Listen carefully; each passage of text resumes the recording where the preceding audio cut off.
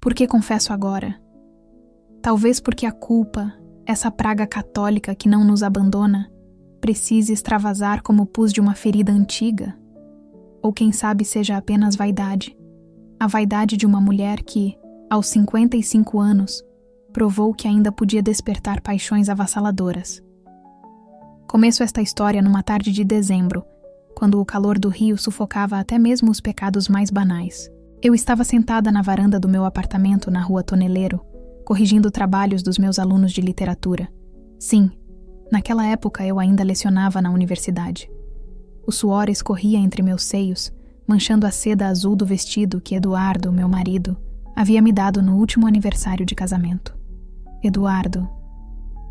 Como pronunciar esse nome ainda me provoca um gosto amargo na boca. 30 anos de casamento, 3 décadas dividindo a mesma cama, o mesmo banheiro, os mesmos silêncios. Ele, o cirurgião plástico renomado, o homem que moldava narizes e seios alheios com a mesma precisão com que destruía minha autoestima. Eu, a professora universitária que declamava Drummond para alunos sonolentos, enquanto meu próprio romance se deteriorava como um cadáver sob o sol escaldante de Copacabana. Naquela tarde, o envelope pardo chegou pelo correio. Sem remetente, apenas meu nome em letras de computador. Dentro dele, fotos. Não fotos quaisquer, mas aquelas que mudam o curso de uma vida.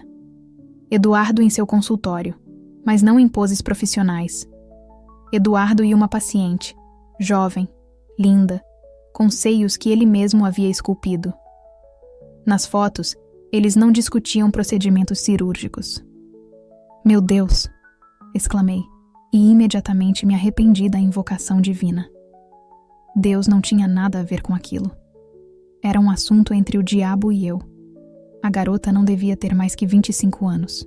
Nas fotos, seu corpo jovem se contorcia sobre a maca do consultório. A mesma maca onde eu, ocasionalmente, me sentava para esperar Eduardo terminar suas consultas. O horror da traição não estava apenas no ato em si, mas nos detalhes. O jaleco dele jogado sobre a cadeira, a calcinha cara dela pendurada no biombo, o relógio Cartier que eu havia lhe dado brilhando em seu pulso enquanto suas mãos percorriam aquele corpo recém-construído. Mas o que mais me devastou foi seu sorriso.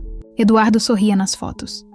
Não o sorriso profissional que ele exibia para pacientes e colegas, mas aquele sorriso verdadeiro que eu não via há anos. Um sorriso de prazer genuíno, de alegria juvenil. Um sorriso que já foi meu. Não chorei. Mulheres da minha idade e classe social não se permitem esse luxo. Em vez disso, servi-me de uma dose dupla de gin, bebida que Eduardo detestava que eu tomasse. Dizia que me deixava vulgar. Bebi observando o movimento da rua lá embaixo. Os carros, as pessoas apressadas, todas com seus próprios segredos e mentiras. Foi nesse momento que o vi pela primeira vez. Miguel. Ele descarregava caixas de uma pequena mudança, ajudado por uma mulher que depois descobri ser sua mãe, Vera. Devia ter seus 28 anos, não mais que isso. Cabelos escuros caindo sobre os olhos, corpo definido pela prática regular de corridas na praia. Isso eu saberia depois. Mas o que me chamou a atenção foi sua forma de movimentar-se, uma mistura de força e delicadeza que me fez lembrar dos bailarinos do Teatro Municipal. Senhora, desculpe o incômodo. A voz dele subiu até minha varanda. A senhora saberia me dizer se tem algum supermercado aqui perto? Naquele instante, algo despertou em mim. Não foi desejo, ou pelo menos não apenas isso. Foi uma ideia terrível, dessas que só nascem em mentes feridas pela traição e amadurecidas pelo tempo. Claro, querido, respondi, usando propositalmente minha voz mais aveludada. Tem um mercado excelente na esquina. Posso até descer para te mostrar. Não precisa se incomodar, senhora. Regina. Corrigiu, debruçando-me levemente sobre a varanda. Me chame de Regina, e não é incômodo nenhum. Além do mais, preciso comprar limões para um gin tônica. Vera, a mãe dele, me observava da calçada com aquele olhar que só as mulheres entendem. Um olhar de advertência de território demarcado. Já havia notado como ela olhava para Eduardo quando o encontrava no elevador. Mais uma peça no tabuleiro que eu começava a montar. Desci os 6 andares lentamente, escolhendo cada gesto. A senhora respeitável do 601 estava morta, junto com suas ilusões conjugais. Em seu lugar, nascia outra mulher. Uma mulher que aprendera com o próprio marido que a carne é mais honesta que as promessas. Miguel me esperava no térreo, sem camisa, o suor brilhando em seu peito jovem. Apresentou-se formalmente. Miguel Santos, arquiteto recém-formado, novo morador do 501. Sorri, pensando em como o destino às vezes conspira a nosso favor. Um andar abaixo do meu apartamento. Um andar abaixo da minha falsa vida perfeita. Vai adorar o prédio, disse, começando a caminhar em direção ao mercado. É um edifício tradicional, cheio de histórias, algumas que ninguém imagina. Ele me seguiu, provavelmente sem perceber que cada passo o conduzia para minha teia cuidadosamente tecida. Porque naquela tarde, enquanto o sol castigava a rua Tonelero, eu decidira que se Eduardo podia brincar de Pigmalião com suas pacientes, eu também podia ter meu próprio projeto de arte. A vingança, descobri naquele momento, é como um drink refinado. Precisa ser servida na temperatura certa, com os ingredientes adequados, e principalmente para a pessoa certa. E Miguel, com sua juventude e aparente inocência, seria meu cálice particular de desforra. No mercado, fiz questão de me aproximar dele algumas vezes, roçando suavemente meu corpo no seu ao alcançar produtos nas prateleiras. Falei sobre literatura, sobre arte, sobre a solidão das tardes de verão. Ele me ouvia com atenção genuína, diferente da condescendência com que Eduardo tratava meus interesses intelectuais. A senhora, quer dizer, você é casada? Ele perguntou quando já voltávamos. Sim, respondi, deixando propositalmente uma pausa dramática. Mas às vezes me pergunto se ainda sei o que isso significa. Vi algo brilhar em seus olhos. Curiosidade, talvez desejo ou ambos. Era jovem demais para disfarçar suas emoções, diferente de nós, veteranos na arte da dissimulação social.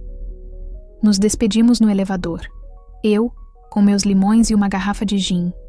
Ele, com suas compras básicas de primeiro dia em casa nova. Mas antes das portas se fecharem, garanti que nossos dedos se tocassem ao entregar-lhe um papel com meu número. Para qualquer emergência. Justifiquei, com um sorriso que aprendera com Eduardo. Profissional por fora, predatório por dentro. Naquela noite, quando Eduardo chegou tarde como sempre, beijou-me distraidamente na testa e perguntou sobre meu dia. Respondi apenas que havia conhecido o novo vizinho. Ah, é? E como ele é? Perguntou sem real interesse, checando o celular.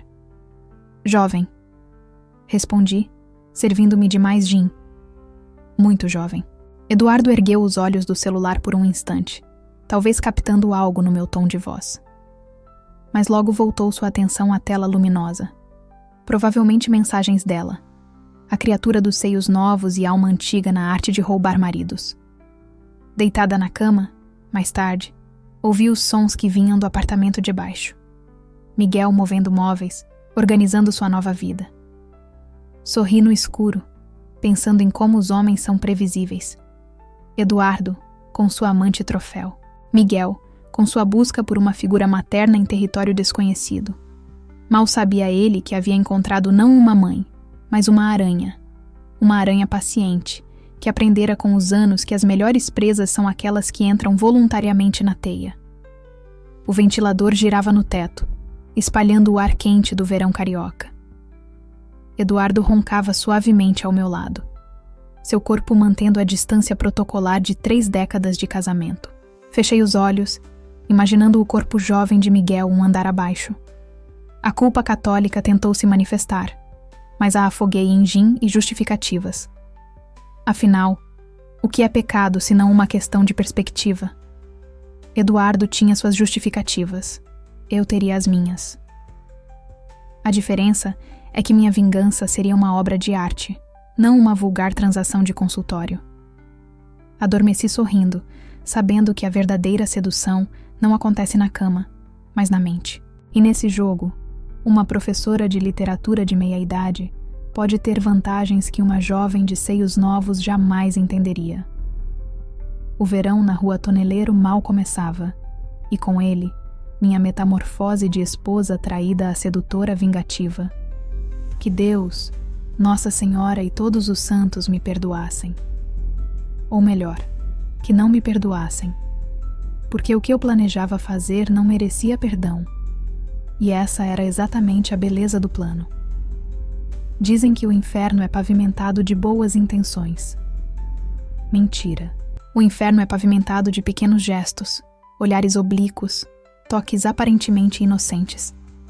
E naquele verão, eu me tornei arquiteta do meu próprio inferno particular.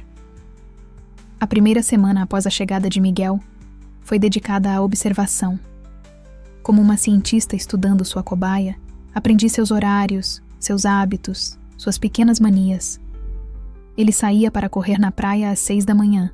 Passei a tomar café na varanda nesse horário, vestindo negligés cada vez mais sugestivas.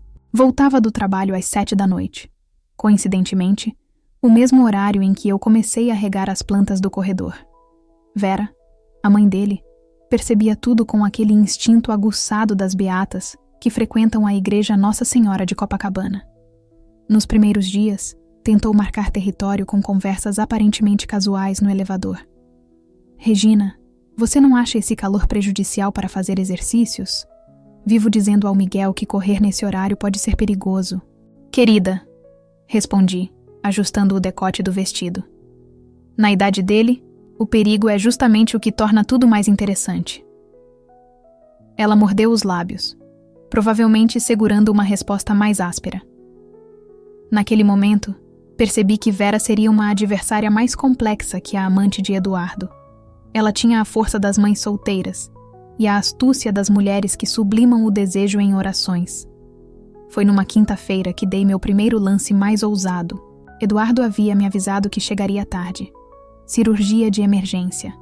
A desculpa tão gasta quanto as mentiras que a acompanhavam. Preparei uma bandeja com café recém-passado e biscoitos caseiros. Desci um andar. Miguel? Bati em sua porta. Trouxe um lanche para você. Imagino que ainda não tenha organizado sua cozinha completamente. Ele abriu a porta, sem camisa, gotas de suor ainda brilhando após seu exercício matinal. O apartamento estava uma zona de livros de arquitetura e projetos espalhados. Senhora Regina, não precisava se incomodar. Regina, apenas Regina. Corrigi, entrando sem esperar convite. E não é incômodo nenhum. Vizinhos precisam cuidar uns dos outros, não acha? Sentei-me em seu sofá, cruzando as pernas de maneira estudada. O vestido subiu alguns centímetros acima do joelho.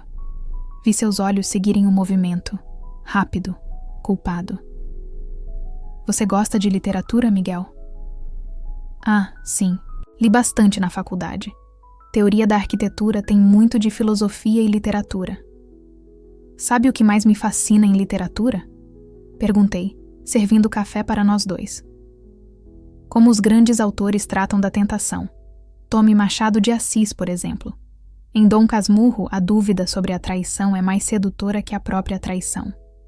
Miguel engoliu em seco. Estava claramente desconfortável com a direção da conversa, mas também visivelmente intrigado. Homens jovens são assim, divididos entre o respeito social e o desejo primitivo. Sua mãe me disse que seu pai faleceu cedo. Eu tinha 12 anos, respondeu, sua voz mudando de tom. Aneurisma cerebral. Foi repentino. Deve ter sido difícil crescer sem uma figura masculina. Aproximei-me, tocando levemente seu braço. Às vezes penso que é por isso que você parece tão maduro para a sua idade. O rubor em seu rosto foi imediato. Aquele toque, aparentemente maternal, carregava uma corrente subterrânea de algo mais primitivo. Era o tipo de gesto que fazia fronteira entre o apropriado e o pecaminoso, território que eu começava a explorar com maestria. E seu marido? Ele perguntou, tentando desviar o foco. Ele não se importa de você visitar outros homens assim? Eduardo? Ri, um riso amargo como café frio. Eduardo está ocupado demais com suas cirurgias para se importar com qualquer coisa que eu faça. O modo como enfatizei cirurgias não passou despercebido. Vi algo mudar no olhar de Miguel. Compaixão, talvez. Ou seria o primeiro lampejo de desejo consciente. Naquela noite, voltando para meu apartamento, encontrei Vera no corredor. Ela me encarou com olhos que prometiam guerra. Regina, você é uma mulher casada. E você é uma viúva que suspira pelo meu marido no elevador. Retruquei, doce como veneno. Cada um tem seus passatempos, não é mesmo? Ela empalideceu, depois corou. Não sei do que você está falando. Claro que sabe, querida. Vi como você olha para Eduardo, mas não se preocupe. Seu segredo está seguro comigo. Afinal, somos todos pecadores neste prédio. A partir daquele dia, nossa Guerra Fria começou oficialmente. Vera intensificou suas visitas ao filho, sempre tentando estar presente quando eu aparecia. Começou a convidar candidatas à nora para almoços de domingo, moças de boa família que ela conhecia da igreja. Mas eu tinha uma vantagem que ela não imaginava: o tédio. Miguel estava entediado com sua vida certinha, com as expectativas maternas, com as moças previsíveis que sua mãe apresentava. E eu era tudo, menos previsível. Comecei a deixar livros em sua caixa de correio. Não qualquer literatura, mas obras cuidadosamente escolhidas. Lolita, de Nabokov, O Amante, de Marguerite Duras, Madame Bovary, de Flaubert. Histórias de amores proibidos, de sedução, de transgressão. Eduardo, ironicamente, facilitava meu trabalho com suas ausências cada vez mais frequentes. Numa noite particularmente quente, quando o barulho da chuva de verão abafava todos os outros sons, bati novamente à porta de Miguel. Desculpe incomodar tão tarde, disse, encharcada pela chuva que me pegara voltando da padaria. Mas acabou a luz no meu apartamento. Eduardo está em um congresso em São Paulo e confesso que tenho medo de escuro. Mentira, claro. Eu mesma havia desligado o disjuntor do meu apartamento. A chuva também não era coincidência. Eu havia esperado o temporal começar para executar meu plano. Miguel hesitou por um momento, mas a educação, e algo mais, o fez abrir a porta. Entrei, deixando que ele notasse como o vestido molhado aderia ao meu corpo. Vou buscar uma toalha, ele disse nervoso. Não precisa, respondi, passando os dedos pelos cabelos úmidos. Às vezes é bom ficar molhada. O duplo sentido o atingiu como um soco. Vi suas mãos tremerem levemente ao acender algumas velas. Ele também estava sem luz, parte do meu plano ao desligar o disjuntor geral do prédio. Você já leu os livros que deixei para você? Alguns, admitiu. São intensos. A vida é intensa, Miguel. Só os medíocres se contentam com a superfície das coisas. Me aproximei, deixando que a luz das velas criasse sombras em meu rosto. Você não me parece medíocre. Regina, eu... Shhh. Coloquei um dedo sobre seus lábios. Não diga nada. Às vezes o silêncio diz mais que todas as palavras. Naquele momento, ouvimos passos no corredor. Era Vera, provavelmente vindo checar o filho durante o apagão. Miguel se afastou, como se tivesse levado um choque. Melhor você ir, ele disse, mais para si mesmo que para mim. Saí antes que Vera batesse a porta, mas não sem antes sussurrar em seu ouvido. Sonhe comigo. De volta ao meu apartamento escuro, percebi que estava ofegante. A excitação do jogo começava a me consumir mais que a própria vingança. Era como se, aos 55 anos, eu estivesse descobrindo um novo tipo de poder. Não o poder da beleza jovem, mas algo mais sofisticado, mais perigoso. Deitada no escuro, ouvi as vozes abafadas de Vera e Miguel discutindo no andar de baixo. Sorri, sabendo que cada proibição dela só aumentaria o desejo dele. Afinal, não foi isso que aprendi com Eva? A fruta proibida é sempre a mais doce. Eduardo voltaria no dia seguinte. provavelmente com algum presente caro para compensar sua ausência e suas traições. Mas agora era eu quem guardava segredos. E pela primeira vez em anos, adormeci sem precisar de gin para embaçar a realidade. Dizem que entre o desejo e o pecado existe apenas um suspiro de distância. Mentira. Entre eles existe um abismo de culpa, onde caímos lentamente, saboreando cada momento da queda. O plano estava funcionando melhor do que eu esperava. Miguel já não conseguia me olhar sem corar, e eu alimentava essa tensão com uma perícia que surpreendia a mim mesma. Vera intensificou suas visitas à igreja Nossa Senhora de Copacabana, provavelmente acendendo velas para salvar a alma do filho da mulher que ela chamava, em sussurros pelos corredores, de A Serpente do 601. Eduardo, por sua vez, continuava sua rotina de amante e mentiras, cada vez mais descuidado. Certa manhã, encontrei em seu paletó um recibo de motel na Avenida Atlântica. Guardei-o cuidadosamente, não por ciúme ou dor, mas como mais uma peça no meu próprio jogo de traições. Foi numa terça-feira que o destino conspirou a meu favor. Eduardo havia viajado para um congresso em Belo Horizonte. Dessa vez era verdade, eu havia checado. Vera estava em Aparecida do Norte, numa excursão da igreja. O prédio estava praticamente vazio, exceto por mim e Miguel. Eram 3 da tarde quando bati em sua porta. Miguel? Chamei, usando minha voz mais vulnerável. Desculpe incomodar, mas preciso de ajuda com um vazamento. Ele abriu a porta hesitante. Estava de calça jeans e camiseta branca, os cabelos desalinhados de quem trabalhava em casa. Claro, posso dar uma olhada. Subimos para meu apartamento. O suposto vazamento era no banheiro da suíte, território íntimo, proibido. Enquanto ele examinava a tubulação embaixo da pia, posicionei-me estrategicamente no batente da porta. Sabe, Miguel, às vezes penso que você me evita. Ele bateu a cabeça na pia ao se levantar bruscamente. Não, eu só... É que... É por causa da sua mãe? Ou seria por causa do que você sente quando estamos próximos? O rubor em seu rosto confirmou minhas suspeitas. Aproximei-me lentamente, como uma gata cercando sua presa. Regina, isso não está certo. Ele murmurou, mas sua voz traía o desejo contido. E quem decide o que está certo ou errado? Perguntei, agora a centímetros dele. Sua mãe? A sociedade? Ou seria aquela voz dentro de você que diz que desejo é pecado? Você é casada com um homem que neste exato momento deve estar em algum motel barato com uma de suas pacientes. Ri, amarga. Sabia que encontrei isso no bolso dele? Mostrei o recibo do motel.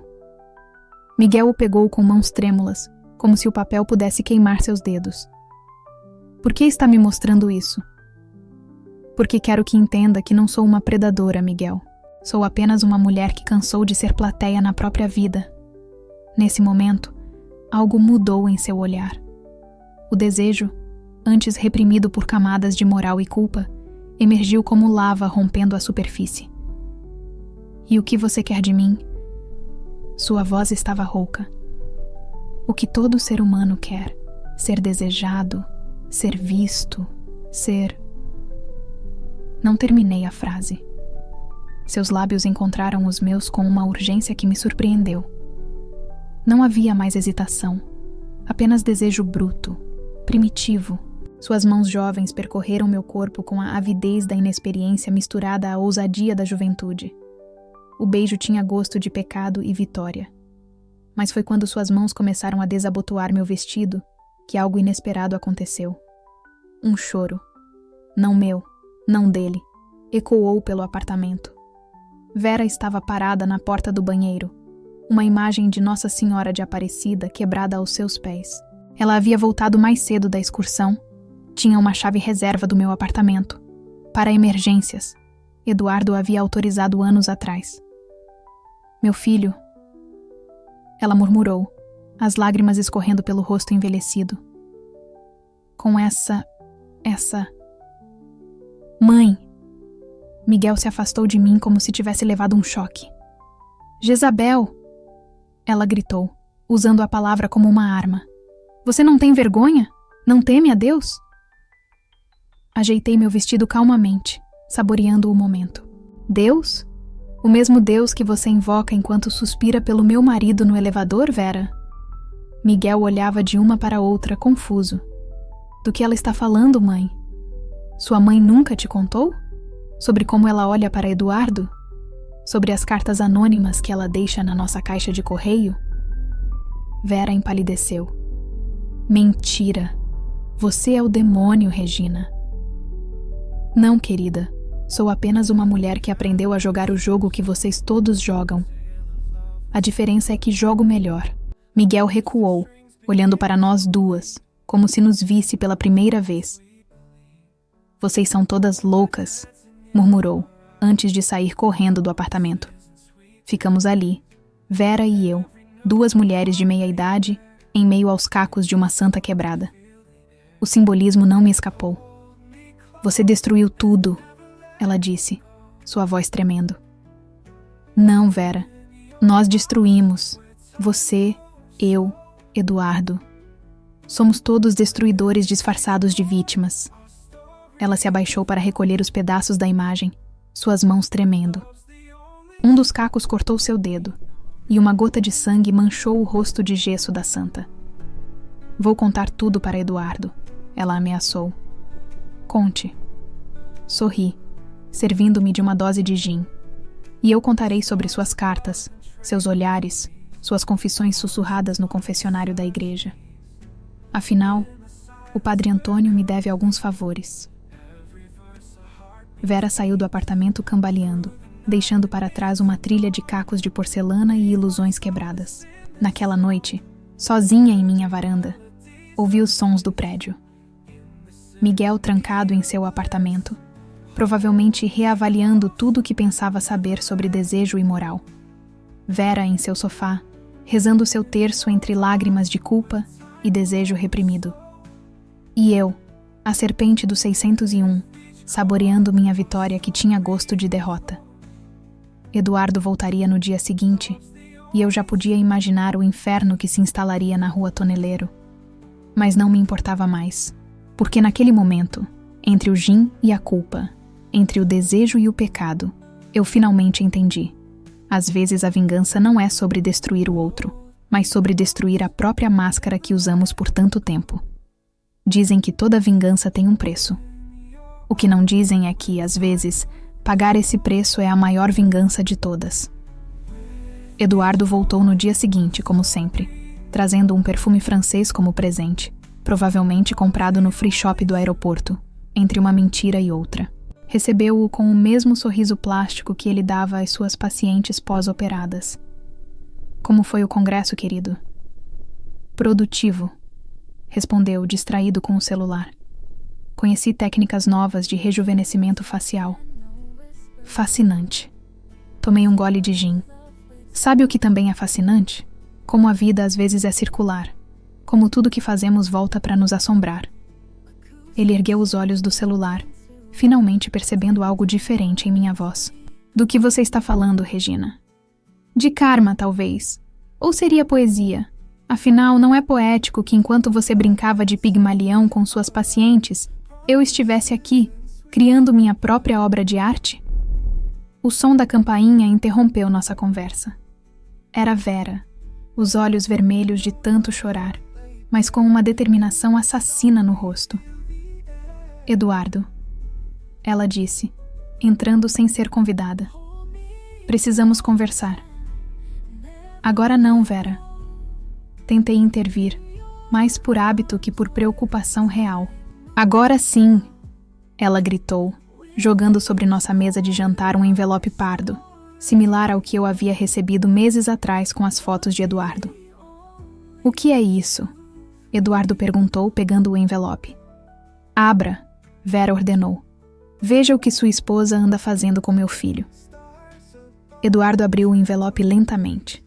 Dentro, fotos nossas, minhas e de Miguel, no banheiro da suíte.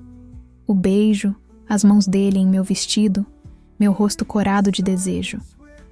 Fotos tiradas pelo celular de Vera naquele momento de flagrante. Isso é verdade? Eduardo perguntou, sua voz estranhamente calma. Tão verdade quanto suas cirurgias de emergência. Respondi, servindo-me de mais gin.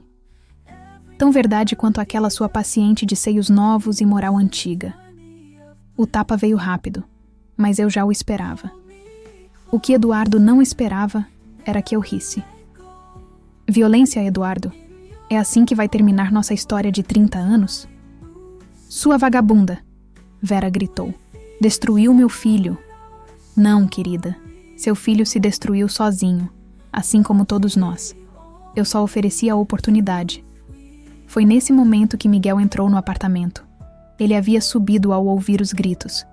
Estava pálido, mas determinado. Chega! Sua voz jovem ecoou pela sala. Chega dessa loucura! Filho! Vera começou. Não, mãe. Eu sei de tudo. Das suas cartas para o Dr. Eduardo, das suas fantasias doentias. Regina me contou tudo. Eduardo olhou para Vera como se a visse pela primeira vez.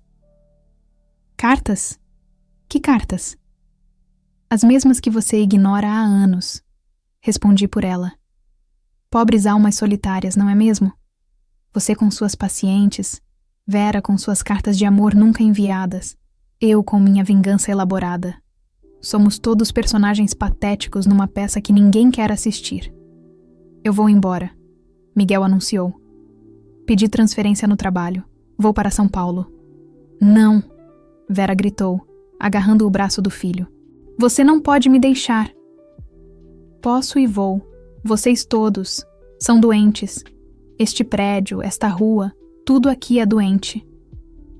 Servi-me de mais uma dose de gin, observando a cena como uma diretora satisfeita com sua produção. Sabe o que é mais irônico? Perguntei para ninguém em particular. No final, ninguém aqui conseguiu o que realmente queria. Eduardo nunca terá a juventude que tanto deseja em suas amantes. Vera nunca terá o amor que procura em homens casados. Miguel nunca terá a inocência que perdeu neste verão. E eu... Bem, eu nunca terei de volta os 30 anos que desperdicei neste casamento. E você se orgulha disso? Eduardo perguntou, sua voz trêmula de raiva. Orgulho? Não, querido. Sinto apenas a satisfação de ter provado que todos somos capazes das mesmas baixezas. A diferença é que alguns de nós têm a coragem de admitir. Miguel foi o primeiro a sair, praticamente correndo do apartamento. Vera o seguiu, chorando e implorando para que ele ficasse. Eduardo permaneceu, olhando para as fotos espalhadas sobre a mesa. Então é isso?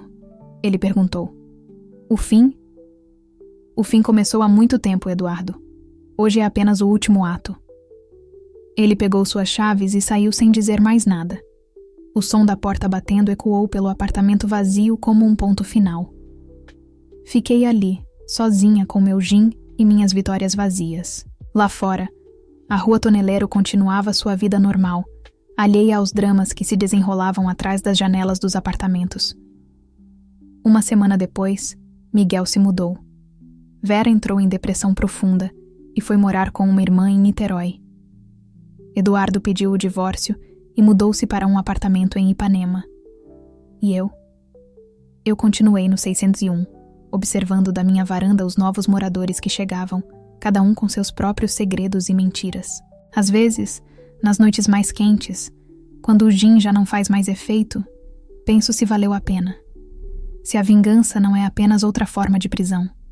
Mas então, me lembro do beijo de Miguel, do desespero de Vera, da cara de Eduardo ao ver as fotos. E sorriu, porque entendi que às vezes a vitória não está em ganhar o jogo, mas em provar que todos somos jogadores, mesmo aqueles que se dizem santos. Outro dia, vi uma jovem se mudando para o 501, bonita, sozinha, com olhos que pediam aventura. Da minha varanda, ergui meu copo em sua direção num brinde silencioso, porque na Rua Toneleiro, as histórias nunca realmente terminam. Elas apenas mudam de protagonistas.